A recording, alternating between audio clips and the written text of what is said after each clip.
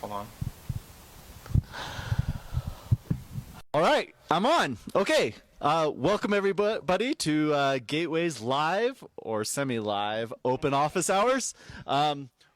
We are Can we nickname this show Clusterfuck? all right live for the third time.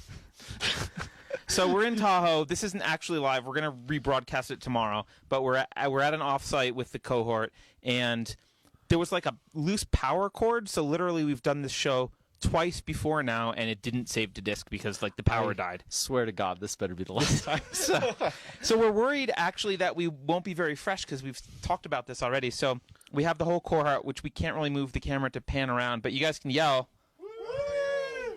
Very exciting. Very exciting. Yeah, so They're here to heckle us to keep the show a little bit fresh. This has been awesome. I mean, practicing their pitches, getting ready for Elevate, getting to know them maybe a little too well. Yeah, especially that guy. Yeah, I mean, I was thinking it would be great if we did something like this to build the bond earlier, like do it earlier in the program. No. Yeah, No. probably not, right? No, I wouldn't be as nice as I am. Anyways, we're here. We're making time for you. And I just want to make a couple announcements before we jump into our Four things, Ben. Can you remember the four things? I'm going to remember the four. All right. First, number one, we are live, kind of, on Facebook Live. If you click the follow button, you'll get notifications about any time we're on air. And that's what we want. We want you coming back. We want you engaging. We've had more people joining us every week, and we're really happy with the engagement that we're seeing thus far. Episode 6. I can't believe it's been 6 episodes already. Yeah, it's crazy. Sorry, that was one. Number 2. Yeah, okay. Elevate. We've mentioned this last couple episodes. You've probably seen it on social media, but in case you haven't, September 20th, that's like a week and a half. Yeah. Week and a half. The startup conference exclusively for the cannabis industry. We're teaming up with the Investing in Cannabis team, Headset, many other partners, going to bring you just an amazing show. The top CEOs and founders in the industry right now, the best investors on the ones that have been in the industry, investing, putting their money forward, and then also the new venture capitalists coming into the space. We're going to learn what excites them about the opportunities in cannabis. And then finally, some of the top luminaries just in building businesses, period. So some great keynotes. Oh, then, yeah, I guess you'll get to see some of these guys on stage. Yeah, I wish we could pan the camera because Pan. there's like a cloud of smoke over here that they're in. But yeah, Figurative, right? Not literally. right. Anyhow, so that was number 3. No, that was number 2. That was number 2. So that is the gateway. GTWI This is very 01 professional, guys. cohort. Quiet for this. Because that cohort is coming to an end, it means we have a need for more great companies that we can take under our tutelage and mold them into this little ball of, no, wait, we want to take from a ball, mold it into a beautiful figurine. I missed this analogy, but it doesn't sound good. Yeah. Yes. If you are building a great cannabis company, apply at gtwi.co. Be a part of our next cohort. The applications are looking amazing. In fact, we already had our first admissions deadline. That means we're transitioning now to testing and interviewing people. Yeah. You can sneak in because we're busy, so we haven't actually gone through the first set. We of won't know the admissions. difference. But technically the deadline has passed, so do it quickly. But if it's you're looking gonna do it. great.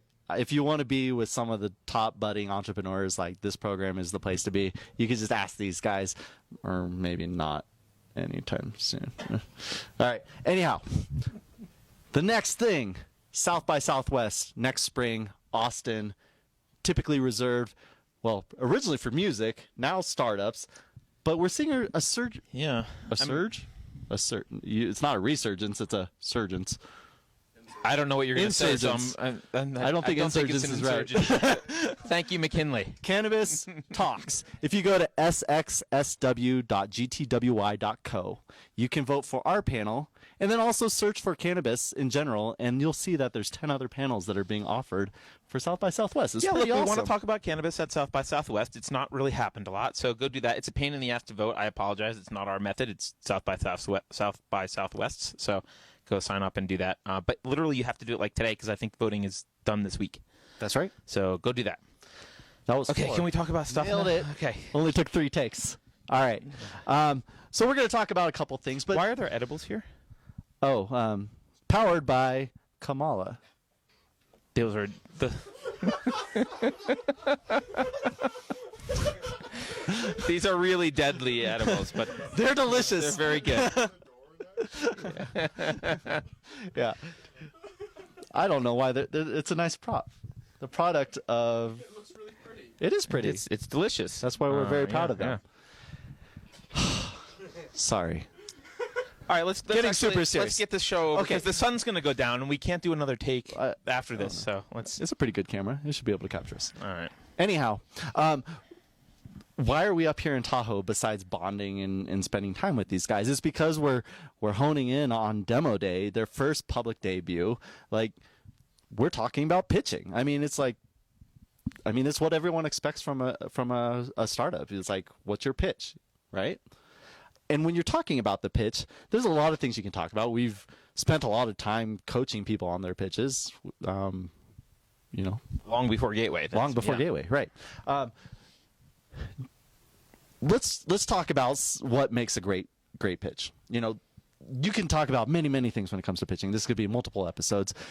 We're going to go a step beyond kind of like the bare minimum. Like, we expect that you're able to talk about your company. You're able to deliver a succinct message about what it is that you do. And I mean, that in itself is probably a bold assumption. There's not a lot of early entrepreneurs that are great at this. But saying that you've nailed that, you can say in one sentence what it is actually you do, and it's clear. You can talk about your business model, et cetera, et cetera. You can basically go down Guy Kawasaki's 10 slides and talk about all that. After you've gotten there, what are the two key things that someone's pitch must contain for them to be convincing as a founder? Well, I think the things that we've been talking about were two categories, were vision and preparedness that we were going to talk about today, right? Which we've talked about twice before, and it was a great discussion, and I'm sorry you've missed it. Will never be seen ever. Really, you're already starting to harass us, guys? It's not feedback. That's just called heckling, Pranav. So, vision is the kind of thing. I mean, we actually had someone ask this question about, like, how do you kind of communicate a really compelling vision when maybe it's several years.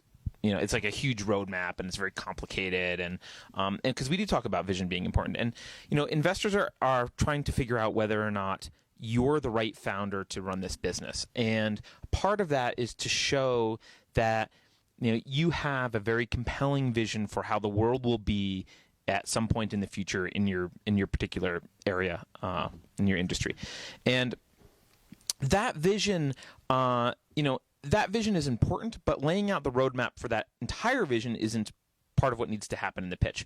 You really just need to talk about the first step in that vision.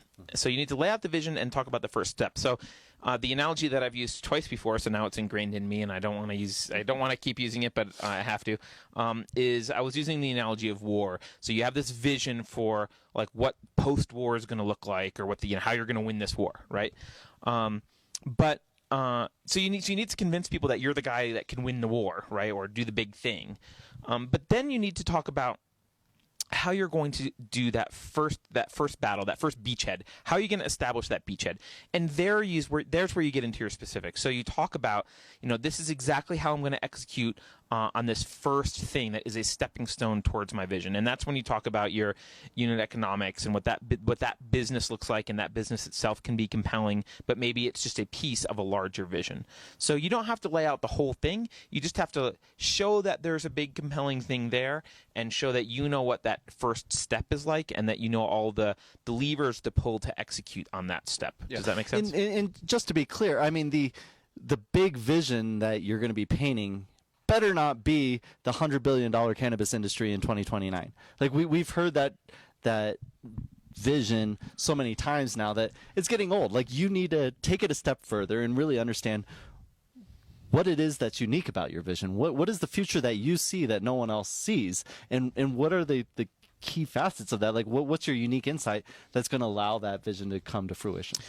Yeah, I mean that. So the fact that let's say it will be a $100 billion industry by 2029. That's not your business. That's the industry. So we actually saw a pitch deck for a fund this morning, and it was a horrible pitch deck. Sorry, fund. Unnamed But it was pathetic. But it took like 20 slides of the first 20 slides were just like cannabis is huge, which says nothing about like, okay, fine, cannabis is huge, we get it, but that has nothing to do with you. It has nothing to do with your company. And so, for startups in this space, the truth is you're not going to be pitching to anyone who doesn't already believe in the cannabis industry, right? I mean, if you're saying, oh, I'm starting an edibles company and, I want to pitch for you, I want to talk to you, like if they don't believe in cannabis, they're not going to talk to you. So people know enough to know that the cannabis industry is huge.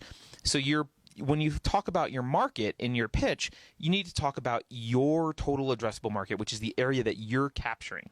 And sometimes that's really hard and there's not a lot of data on it. So maybe you need to extrapolate or use analogies from other industries and guess about what, similarities might be in cannabis.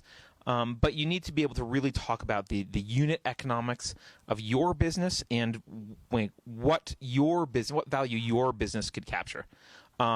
So there's a difference between that and just talking about cannabis market generally. And I think I sometimes see too much cannabis market generally stuff in a cannabis startup's pitch deck, and it's not necessary. It would be like an app company talking about how big the cell phone market is. Like, well, I mean, it was interesting information when it wasn't common knowledge. And I mean, right. It still might not be common knowledge, but anyone really zeroing in on the industry has seen these numbers. It's common knowledge to anyone you're pitching to. Sure. So basically what you're saying now is like people need to go a step further in being prepared and like knowing their information, knowing their market, gleaning insights from parallel industries or whatever it is that your background is, and building a new narrative for your audience. Yeah, I mean, narrative is the word that is most important, right? Because part of preparedness, and sometimes I can't remember whether I've repeated this during this take or a previous take, so hopefully I didn't already say this. But, part of preparedness is realizing that you need to tell a story. And, humans have evolved to respond to stories really well. It's how we communicated information from one generation to the next for, millennia.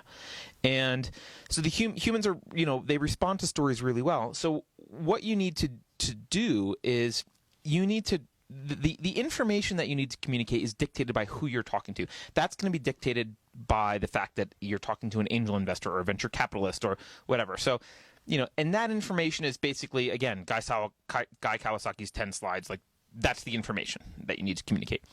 But how you communicate that information needs to be in a story format that's compelling, right? And this isn't like once upon a time, blah, blah, blah. You can't pitch that way. But some kind of story arc that's compelling.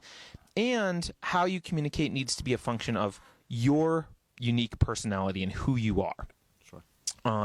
And you don't want to try and be something you're not when you're a founder. You want to be authentic, because an investor is really trying to look and judge you and the appropriateness of you as a founder and potential CEO of a company.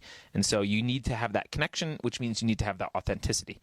Yeah. So very tactically, and we've delivered this information quite often, kind of like a meetup format, but just like for anyone watching, like when you are getting prepared to construct your pitch, and like just actually before the pitch, just constructing your concept in general, like you're going to want to be able to tell the story. It's like you don't start writing a story by getting a pitch template and then filling in the information and being like, all right, this is my story. Like you want to actually do the work and like, what is compelling just in words alone?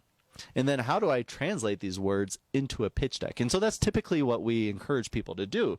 It's like, if you're going to, do a 3-minute pitch, for instance, like, it should be about 450 words, because people can talk at 150 words per minute at a comfortable rate and like it sound natural. So, write down a 450 word story that just makes sense without any pitch deck behind you. And then once you have that, start dividing it into logical slides that portray information.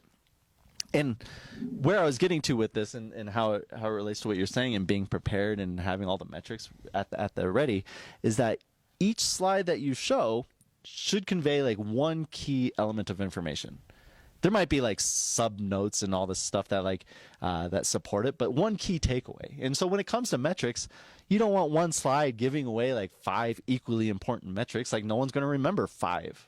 Like you want one key thing that really helps tell your story. And then, I mean, yeah, you can have supporting information on there, but like just try to tell like an eloquent story that delivers the critical information.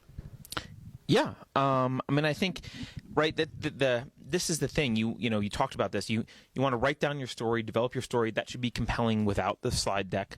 And then you want to make sure that people shouldn't have to be reading your slide deck, right? So they're trying to listen to you. You're the exciting thing in this. So you want it to be compelling just to listen to you without a slide deck, right? That's super, super important. And then the slide deck, like you said, it's just used to emphasize one particular point you're making at that point in your story.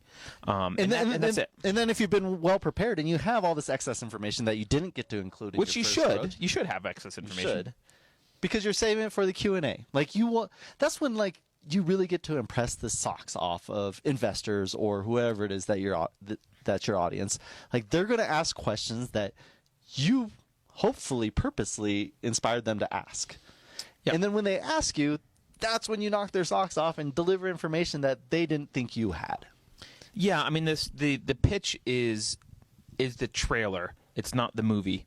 It's not the Cliff Notes. It's a trailer. It's something that shows you what it's about, convinces you that there's a good cast, right, and convinces you that there's a compelling story and some exciting, unique things. But it's not the movie. And the entire purpose of your pitch is to get to a meeting, right? So you should have a whole swath of information that's not communicated in your pitch. You're giving tips of the icebergs in your pitch for deep, deep pieces of data, and you should hope to have an interactive conversation with investors afterwards, asking you to dive deep on some of those things. And getting back to what we were talking about, preparedness, if you haven't done that work, and an investor asks you a question that you should know the answer to and you don't know, it's not a good sign, right? You're not likely to get an investment there. I mean, we talked about in one of the takes we did, one of our favorite websites being, let me Google that for you, right? Yep. lmgtfy.com. Yeah. And, when we're hearing a founder pitch to us and we ask a question, like I asked a question the other day of someone like, oh, how many dispensaries are there in California, right? And they're like, oh. I'm like, oh, really? Like I Googled it. It's like it's right there. It's key to your business. So, It's a very funny question because actually in cannabis it's like somewhere between 800 and 2,000.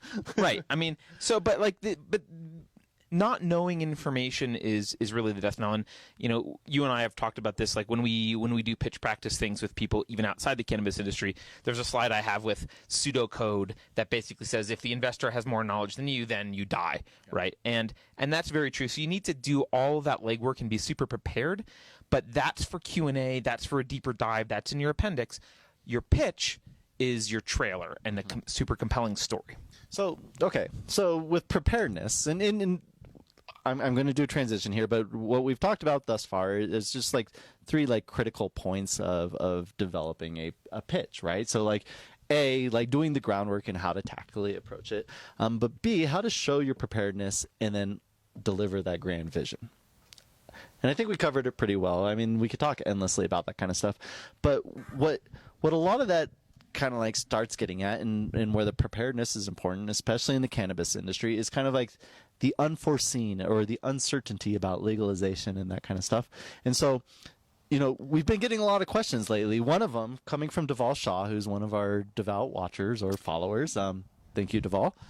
You're the second most devout person on Twitter, apparently, Deval. I think Michael's got you beat, but you're close. Fight to the death. Anyways, Deval says, like, how's the buzz around the vote in California going? So anyone that doesn't know, Prop 64, AUMA, the Adult Use Marijuana Act, I don't know. Anyways, it's up for a vote in November with the presidential election. It's basically determining whether California moves from a medical state to a pretty highly regulated adult use state. And people are asking, like, what are the chances that this is going to pass? Like, what are you hearing from the opposition? Who is the opposition, et cetera, et cetera. And the thing that has surprised me is that this isn't like a cannabis industry thing versus cannabis industry people. This is largely people within the cannabis industry arguing about what is the right law to put into place and whether we should vote for it or not. Maybe that's the plan of the anti-cannabis people, is just to get the cannabis Yeah, people to fight amongst the real themselves. opposition is like, this is great. We got them Yeah. fighting amongst themselves. Awesome. This is what worked last time. Okay, so all right. I know where we're going with this conversation because we've had it twice before this evening. You can stop saying that. I'm so annoyed by that. It's like it's really bothering me. Like, did I say this And I'm already? worried that it's too dark already. But whatever. You can see shadows talking to you. So silhouettes is the right word. The caveat here is we're not going to be politically neutral here when we talk about this because we really can't. You can't. So look, let's just talk about regulation in general. Right? So right now, what's happening in California is what inevitably happens when you have an actual free market for something, and by free market I mean there aren't regulations. People are free to voluntarily interact with one another. It's I have an iPhone, you have $300. You value your $300 less than you value the iPhone. Yep. I want your $300 more than I want my iPhone. We exchange. Capitalism at its best. Right, and so that's a win-win transaction. It's all voluntary. And the free market is relatively voluntary. I mean, the free market is completely voluntary by definition. And we've had so much more free markets, obviously, than cannabis. Tech is an example of a market that's relatively free. Mm-hmm. And so you have a lot of that kind of activity.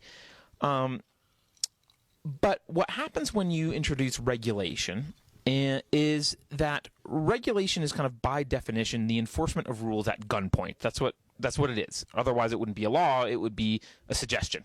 And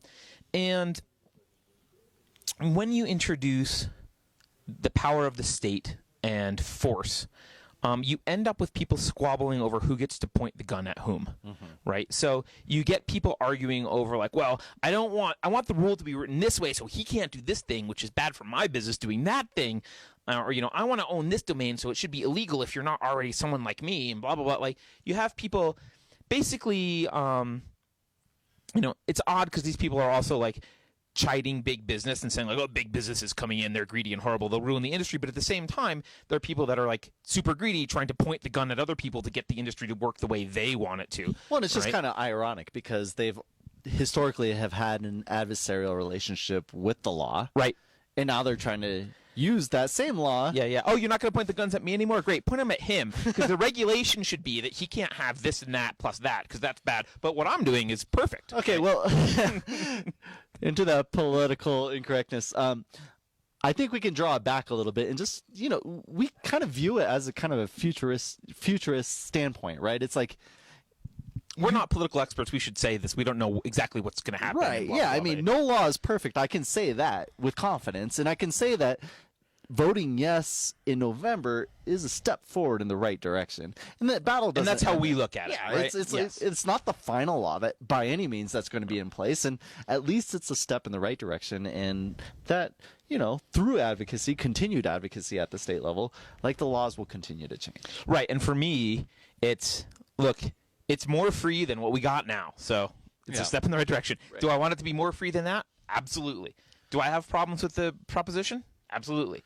But it's better than illegal, which is what we have. Right. Or medical only, right? I had this epiphany when Todd McCormick was visiting us in the office, and he was doing an interview with the Investing in Cannabis team. Love you guys. And it was just great to hear him say, he's like, as a true advocate of the industry and of the plant itself, like, we owe ourselves to work as hard as we can to simply get this in as many hands of the people that need it as possible. Yep. Plain and simple. And then the best way to do that is to continually work towards that free market structure. All right. The freer, the better. And free market doesn't mean that you'll get to do things the same way you've always done in the past. There's competition in the free market. There's people that come in and disrupt. There's big businesses that come in and undercut small businesses, and there's small businesses that come in and disrupt big businesses. Sure. All that stuff happens, but at the end, it's, I think historically, if you look at it, it's the most efficient way to help the most number of people, and that's, any step in that direction is better than the war on drugs, which is what we have now. Right. And well, so you bring up big business, and that seems to be one of the major sticking points. And in fact, I was actually just talking to a reporter today, Max Cherney, great conversation. But one of the big topics that we talked about was concerns about big business coming in and taking over the cannabis industry, taking all the profits and like ruining cannabis and just commoditizing it. And I don't know, like, what people's perspective is about business and why they think it's the enemy. I mean, the whole like taking all the profits is that kind of standard fallacy of like there's only one pizza, and if I eat all the pieces, all you get is a Domino's box, right? And like that's just not how the economy works, right? You produce value. Yeah. Excellent. We're being slid a question via iPhone. But super high tech around here. But which I'll get to in a minute. But big business.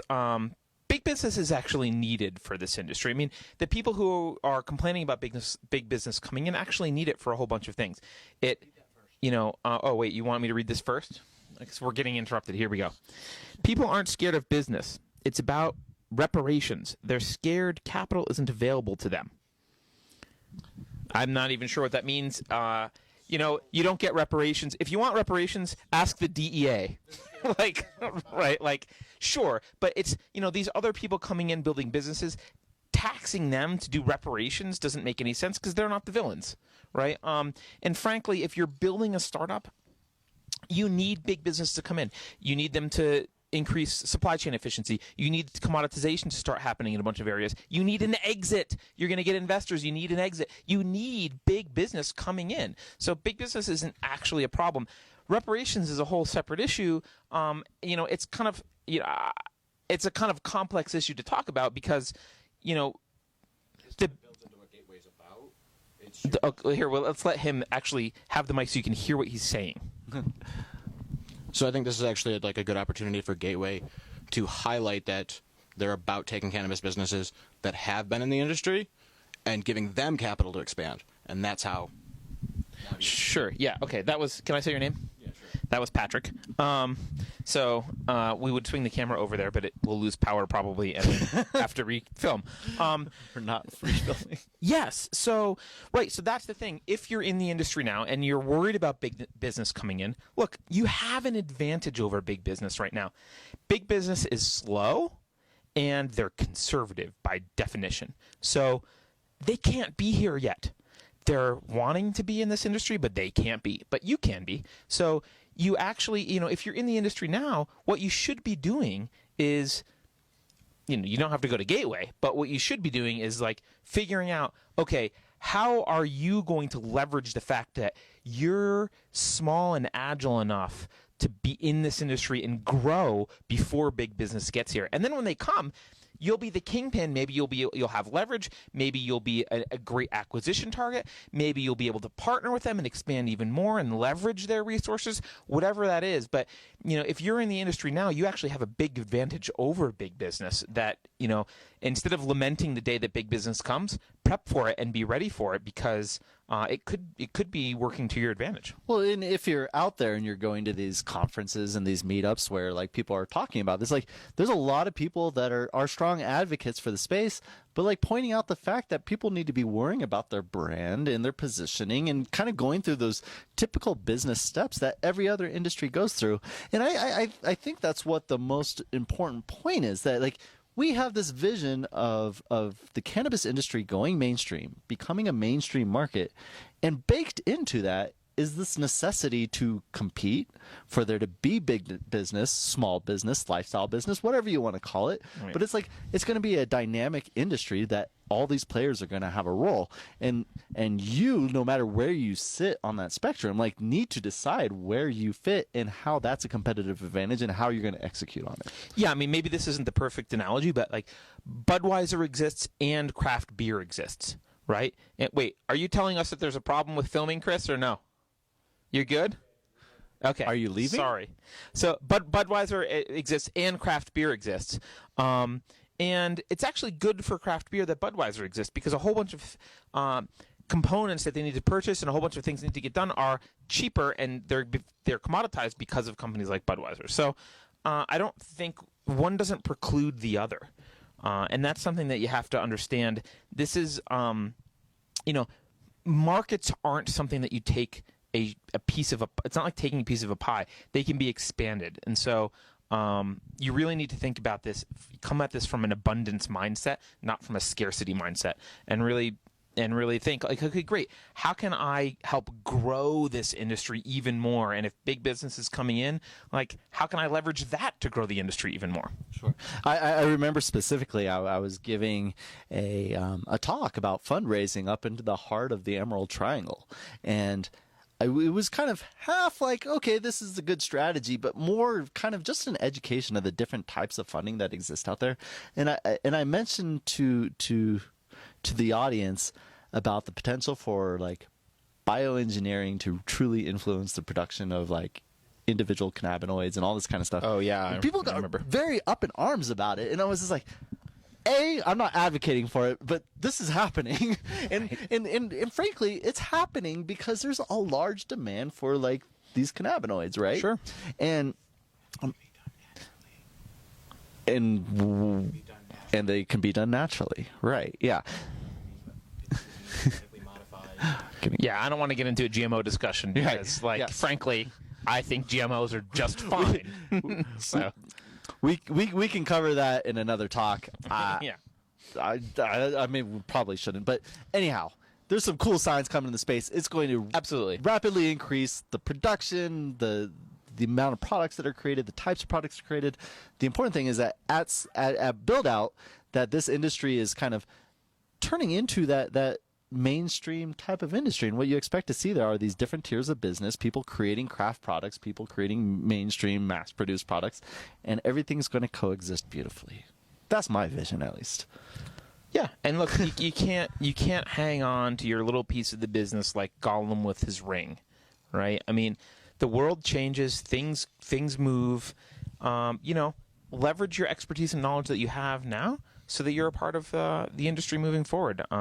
It's not a bad thing. It's better for consumers, and in general, it's also unstoppable, right? So it's going to happen whether you like it or not. So look, there's ways you can take advantage of it, and I think you should. Yeah, and so the unique situation that's being created here is that you have a market that is evolving faster than probably has ever been witnessed. So you're bringing up this other thing that we talked about, right? Are you talking about how fast the stage of the life cycle is being compressed? Yeah, I mean, yeah. Like, yes. Are you blanking? Do you want me to talk? No. Am I talking slow? Sorry. Third take, and well, we've. Oh, here's your phone back. You guys are on like much of your time. Okay, so last topic. We're going to wrap this up really quick. One quick topic. Then it's dark. It's straight up dark out. So essentially, okay. This quickly evolving market is leading to this fastly evolving kind of like financial landscape. And you're going from a place where no one was able to raise money. There was nothing, no loans. There was no one investing. It was just cash building business. And now we're talking about venture capitalism. We're talking about like, banks being introduced or payment methods, credit cards being introduced, like as if it's like the 1920s or something like that. So like, what is that doing to fundraising? And this is going to help us circle back to our original topic about pitching. So look, in light of the time, I think we should kind of preview. I'm rambling. Sorry. No. I think we should preview, and also I'm worried that we look like silhouettes. So I think we should preview and talk about it a little bit more next time. I think that what we should say is, look, let's give a little preview, which is I think. I was talking to someone today, an investor in cannabis, in the cannabis space today, and he was talking about how he thinks the timeline is compressed. So where you would normally have, friends and family, and then angel, and then seed, and then Series A, and Series B, and blah, blah, blah. Like, there's times between those things. They're all being compressed right now. People are skipping grades. They're skipping grades, or they're doing it really quickly, and that's a function of the fact that this isn't an industry that's being built. It's an industry that already exists, and it's just coming into the light. Right. So it's like, oh, I already have product market fit. because I've been doing this for several decades and no one's been noticing, right? So, like, things move a lot more quickly in this industry, and I think that's great, but it does mean you need to move quickly because things are changing a lot. So like, I want to talk about that more, though, but I think we should do it in, like, more in-depth next time. So what I'd say is the important part, like just in our cohort alone, we've seen people going from raising tens of thousands of dollars, and in a matter of months, all of a sudden positioning themselves to raise multi-million-dollar rounds. Yeah, no, and obviously we've seen some crazy things. I didn't mention this before, but I want to mention it because it's crazy. I have always advised other angel investors to never, ever, ever sign an uncapped note or an uncapped safe agreement. Like, no one does that, right? 2 of our companies have uncapped notes that signed. It's like, and I'm telling the founders, like, I would never do that. I would never do that. But if you can get away with that, like, absolutely. And the reason they can get away with it is because things are moving so quickly that those investors know, it's uncapped, but, like, literally in 2 more months they're going to raise a priced round, and it's a very quick thing. And so, it's really a fascinating time right now. Yeah, and so we will talk more about this in further episodes. But what I would like to say and how this relates to some of the announcements we had earlier is that if you at all are curious about like where you stand kind of on this scale of raising money and like what's your competition look like, Elevate will be a great opportunity to kind of see the spectrum of companies that are currently raising money. Like, we have some founders raising the first range of angel funds, probably in the $50,000 to $100,000 realm. A little more, but yeah, probably more, 150. Mm-hmm. 2, people going in raising multi-million-dollar priced rounds. Yeah, I mean, we literally have people coming in saying we actually don't need to raise at all, but if the right institutional investor comes along with these qualities, it would be great to grow. So, to scale. Elevate conference. Yeah, really cool. September 20th. It's an all-day thing. Great speakers, presentations from our startups. It's just going to be awesome. You'll actually get to see Patrick, not just hear Patrick. That's correct. His name's Patrick. Holler. All right. Because we're clearly out of light. We better wrap this up. I swear to God, this better have recorded. And I'm not going to try and move the camera at the end of this one. I'm just going to press stop. Yeah. And we'll be back at the office next Friday. Yes. The 4 things are press the whatever it is, like or whatever button, follow button live. To get notifications when we go live. It's every Friday at 10 a.m. Pacific time, so not rocket science, but you still might want to be reminded. The second thing is the applications for the cohort. Technically closed, but we're busy, so we haven't looked through them yet, so you can sneak one in if you do it quickly. The third thing is Elevate coming up, which Ben just mentioned. I think what's the discount code for people who want? Friends of Gateway. And one word, all lowercase. Awesome. And the last thing is the South by Southwest talk. If you want to have cannabis at South by Southwest, please go vote for the talk. It's sxsw.gtwy.co.